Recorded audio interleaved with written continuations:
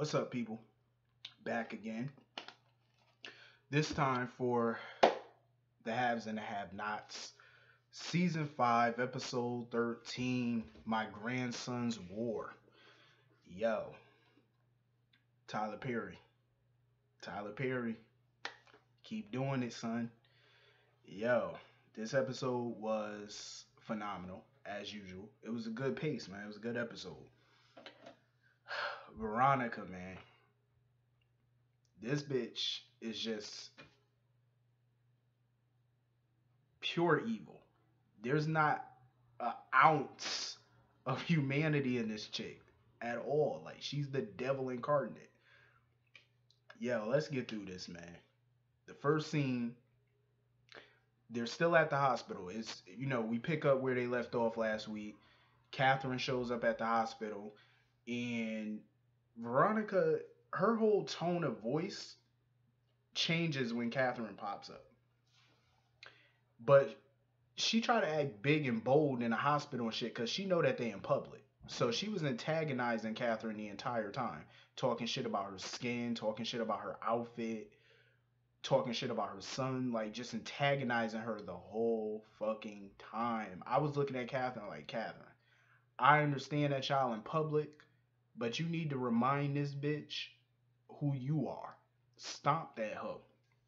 Because in the last episode, Veronica was talking about stomping um Melissa. I'm like, Catherine need to stomp this bitch. Like she's sitting here talking mad shit, acting big and fucking bold because y'all in a public area.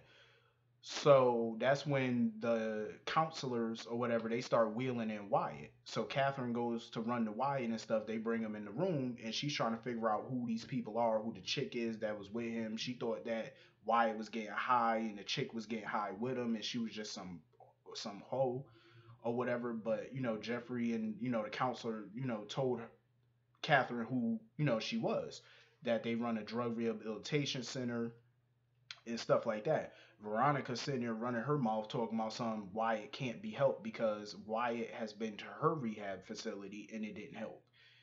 And Catherine basically told the counselor to, you know, don't mind Veronica. The bitch is delusional, which she is. I mean, come on, the bitch is crazy. So, she was telling them how, Wyatt made the first move. Wyatt was the one who called them for help. And they acknowledged that that's something that, Jeffrey and Catherine acknowledged that that's something that Wyatt never did before. He's never wanted help. I think he might be serious this time about wanting treatment because, you know, you can't help somebody that don't want to be helped. And Catherine said it herself. They don't put that boy in so many rehab centers and it never worked. That was because they forced him to do it. When you have to force somebody to do it, they're always going to go back to their old ways because they were forced. It's not something they were ready for. They didn't want it. This time he wanted the help. So hopefully he follows through and he could stay sober and clean. But I will say this, and I have to agree because Ashley Miller, I follow her on Twitter too, and she said the exact same thing I was thinking. I don't trust these counselor people. I don't trust them. They could be scam artists. Ain't no telling who they might really work for, especially when you're dealing with rich people. And I'm pretty sure they know who the fuck the criers are, and they know how wealthy they are. So I wouldn't trust them people. I would definitely be doing an extensive background check if I was Catherine. Like I'd be going through their shit with a fine tooth comb. I'm just saying, like everything. They better call Oscar and see if he could dig up some dirt on their ass. Um, so yeah, Veronica was still standing there talking shit or whatever. Jeffrey told Catherine, to go check on Hanna or whatever, because that's the whole reason she went there in the first place. So he told her to go check on Hanna and he'd give her updates or whatever about how Wyatt is doing and stuff like that. Cat and Veronica still sitting there talking shit because she know that they're in a public place and Catherine can't do shit to her because they're in public. Veronica just keep trying everybody. It's like, bitch, you got stabbed by your son. You watched Catherine shoot and kill the district attorney in your face. Cold-blooded murder in your face. And you still want to try this chick. Like, what is wrong with you? You still talking shit to people who are dangerous when you push them too far. You know how they get, and you still want to be Billy Badass and talk shit like you won't get got. The only reason you're doing that is because you're in a public place. If y'all were in private, you know damn well you'll be sitting there kissing Catherine's feet.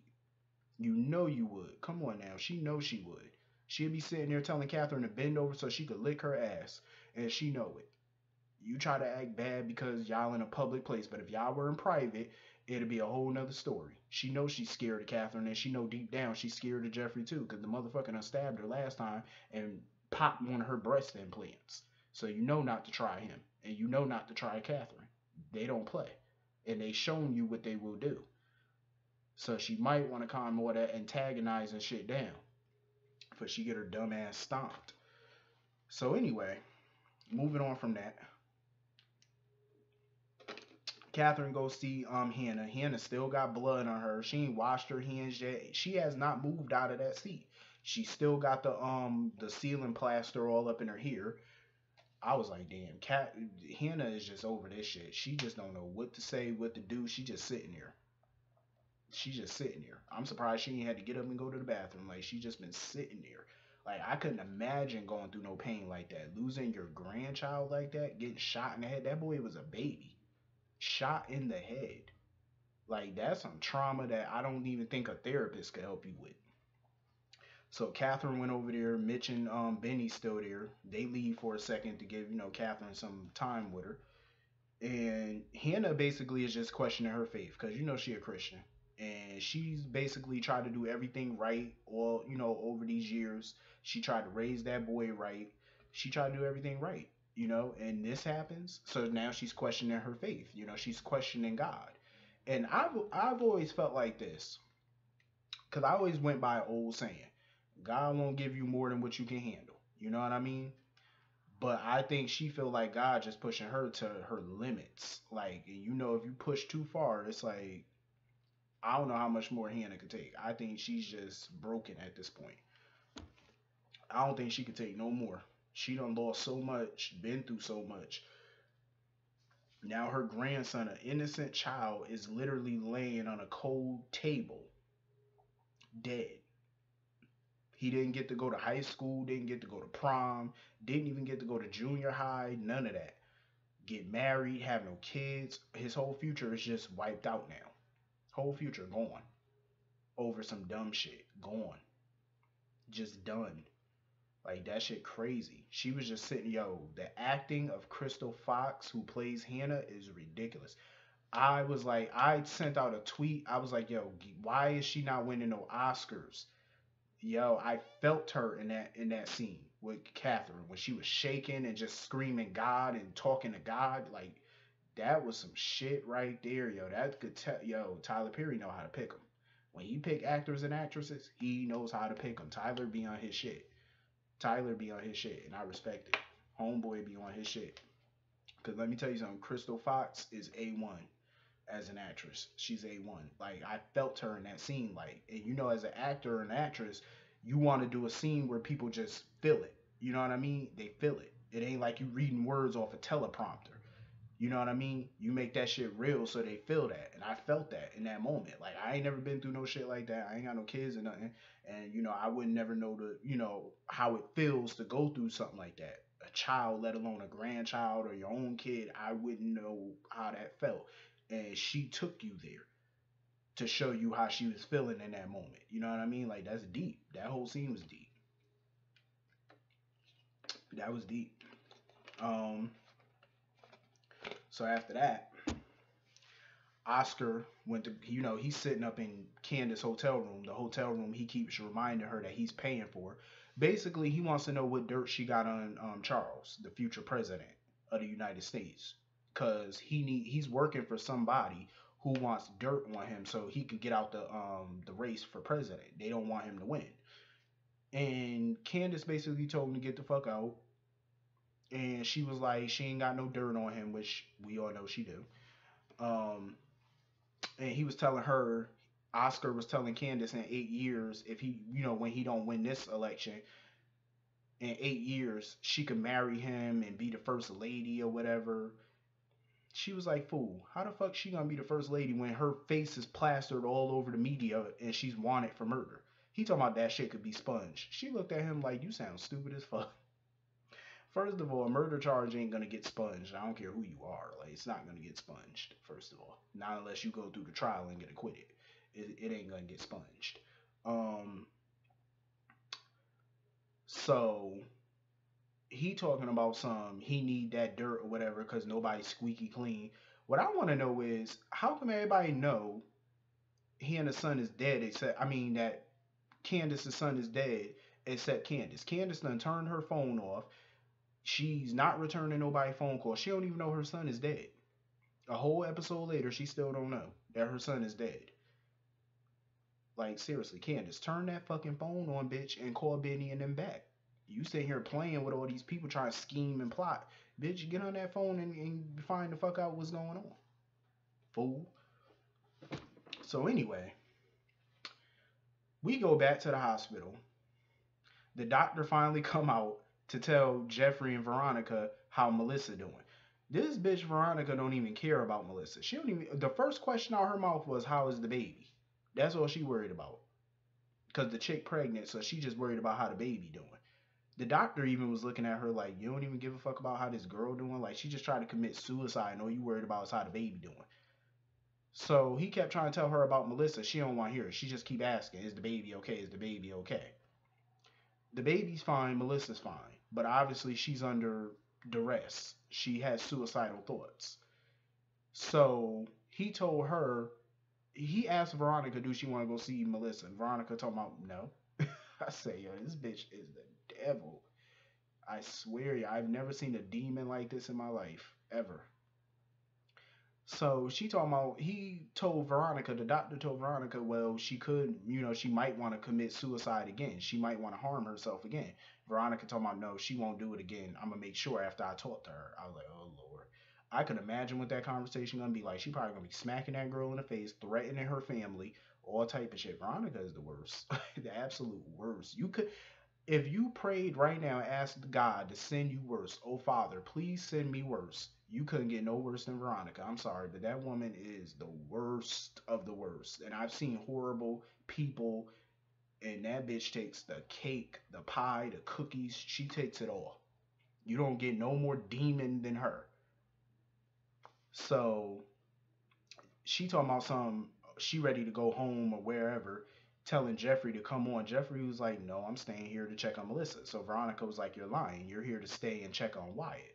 And he admitted it. He was like, yeah, he's there to see Wyatt and Melissa. So he told, she kept telling Jeffrey, no, you're not staying. Let's go. Jeffrey walked away from that bitch. Like, he looked at her like, bitch, I am staying. You ain't gonna tell me what to do. I said, it's about time Jeffrey started bossing up on this bitch. Like, seriously, everybody on the show need to stop letting Veronica keep talking to them. Like, she talks down to everybody in this show. Now she talking down to Catherine. She talks down to everybody. It's like, it's about time somebody just curb stomp this bitch. Like, seriously. Because she getting away with way too much now. Y'all letting her talk to y'all like crazy. Like, y'all are dirt underneath her fingernails. Seriously. So, anyway, now we get to the Malone restaurant. Mama Rose sitting there. Jim come walking up in there. And he started talking to Mama Rose. Mama Rose pissed the fuck off because War shot at her grandson Mitch. So she want War with his ass. She ready to go to war. And Mama Rose don't play. She was like, I'm gonna show y'all, don't nobody fuck with the Malones. Jim trying to calm her ass down because he like, nah, I need him right now. That's how Jim is talking to her. He's trying to explain to Mama Rose that he needs War right now to get those pictures from Candace. So he just need him right now. Mama Rose like, I don't give a fuck. She was like, I don't give a fuck about you. I don't give a fuck about nobody. And then Jim started laughing kind of like when he found out she want him dead or because he shot at Mitch. He didn't shoot Mitch, but he shot. The mere fact that he shot at him, she ready to go to war. She don't give a fuck. That's her grandson. You take a shot like she gonna send a message. But he think that's crazy because if you go to war right now, it's gonna be too hot.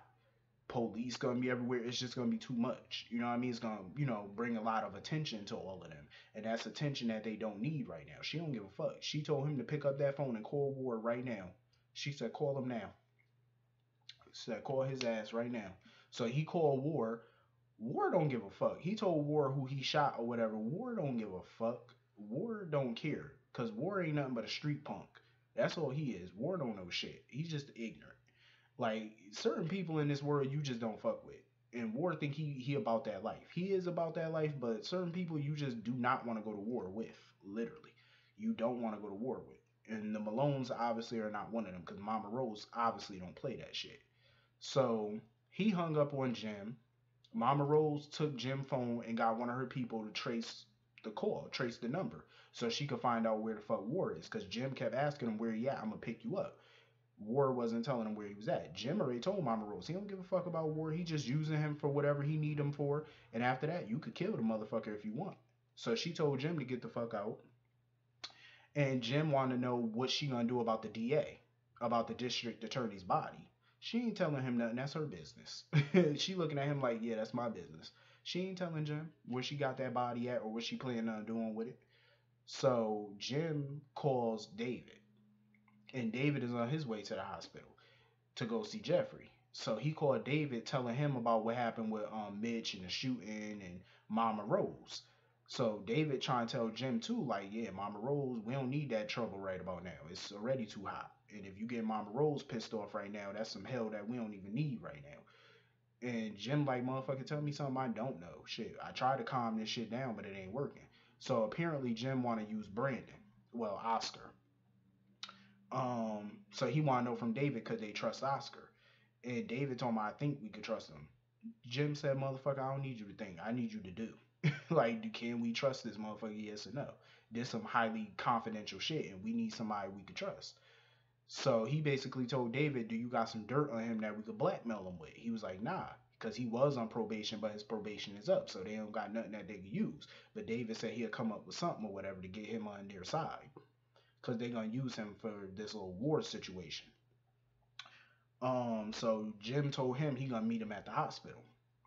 So now Catherine and all them are getting ready to leave, and that's when Officer Justin comes in with this detective, and they want to ask questions about the shooting. And Hanna pretty much immediately told him who did it. She was like Warwick Lewis, Mincy Warwick. What's she saying? Warwick Mincy Lewis is his full name. And so once they leave, because she not answering no more questions, so once they leave, he start asking Benny and Mitch questions about the shooting. And Benny was like, motherfucker, she just told you what the fuck happened and who did it, so go get him. And now he want to know about Candace. Since Benny is his, Candace is Benny's sister, he was asking him, well, why wasn't your sister there or whatever? Asking all these dumbass questions, talking about why was Benny there. He was like, motherfucker, because it's a motel and you rent a room. They're asking Mitch, oh, why was you there? Mitch was like, motherfucker, because that's my boy. That's my friend. Why wouldn't I be there? I went to go see my friend, basically. What you asking all these little dumbass, stupid questions for? I was looking like, yeah, officer, next question, please. So he started asking about Candace's whereabouts, about, stuff like that. And then Benny was like, well, I called her or whatever. She not returning my calls. So he was like, well, can I have her number? Benny was like, no, you can't have her number. He was like, but you just said that you talked to her. He was like, Ian, you can't have her number. I'm not helping you. So now he started talking about asking Benny how tall Benny is. Talking about like 6'1" or whatever. Because he talking about it was two people that stabbed Quincy Maxwell. So he was like, and one of the people that did it was around your height, was your exact height or whatever. So now he asked Benny, oh, do you wear any jewelry like bracelets or whatever like that? And Benny was like, motherfucker, do you see any bracelets on me? He was like, so you could come down to the station now or we could talk here, but you're going to talk. He was like, you ain't saying, he's like, I ain't going down no motherfucking station unless you arrest me. So the fucking detective told me, oh, you're under arrest for murder. I said, what kind of shit is this? What evidence you got to arrest him for full blown murder? You ain't got no prints with his name on them. Like, come on now, what you got? Some missing bracelets that they found on Quincy's body? Y'all, first of all, y'all haven't even proven that those were his. Any smart ass lawyer can get him off of this shit without any sufficient evidence. Two, he could sue the shit out y'all whole department, out the city. Dumbass. That was just stupid as fuck. I'm like, how you gonna arrest somebody for murder? On what evidence? What grounds? Y'all motherfuckers is crazy. What evidence do you have to arrest somebody for motherfucking murder? I say y'all niggas is crazy. So anyway, that episode was good. I thoroughly enjoyed that episode. That shit was ill. I'm mad because we gotta wait 2 weeks for the next episode of the Habs, and I'm ready for the next episode. But anyway, let me know what y'all think. Hit that comment button, hit that like button, hit that subscribe button. I will see y'all all later. Have a good night.